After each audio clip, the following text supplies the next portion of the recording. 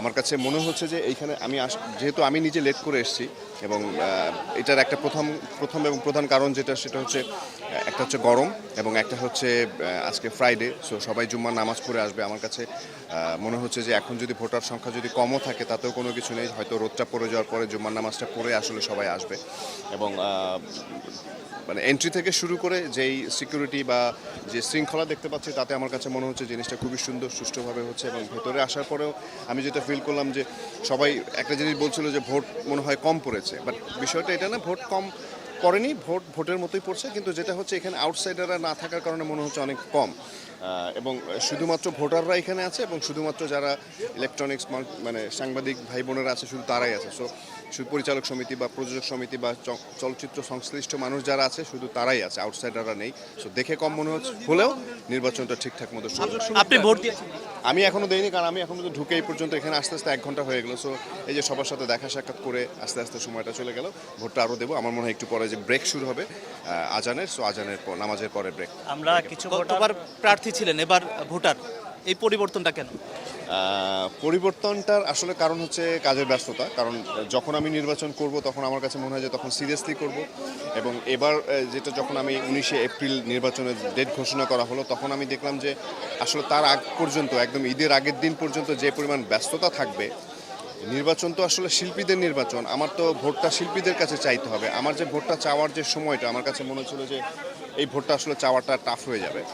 So অবশ্যই মানে এটার মধ্যে কোনো অন্য কোনো কিছু নেই। অবশ্যই নেক্সট বার যদি সময় থাকে বা যে নির্বাচনের ডেটটা যখন পড়বে তার আগে সময় থাকলে অবশ্যই নির্বাচন করব। গত নির্বাচন অনেক নাটকীয়তা হচ্ছিল, এবার কি আর সেগুলো চাচ্ছেন কিনা? না, অবশ্যই সেটা চাই না, এবং আমার কাছে মনে হয় যে স্মুথলি হওয়া উচিত এবং স্মুথলি হবে এবার। মানে আমার আশা আছে, এবং গতবারের যেটা হয়েছে এবার সেই জিনিসটা না হোক সেটাও আমি চাইবো। এবং এবার স্মুথলি শেষ করে ফেলতে পারলেই তো আসলে আমাদের ভালো লাগা কাজ করবে। কারণ আমরা এতদিন পরে যখন 2 বছর পরে একদিনের একটা রেজাল্টের জন্য অপেক্ষা করব, সেই রেজাল্টটা যখন একদিনে হয়েছে তখন শান্তি লাগে।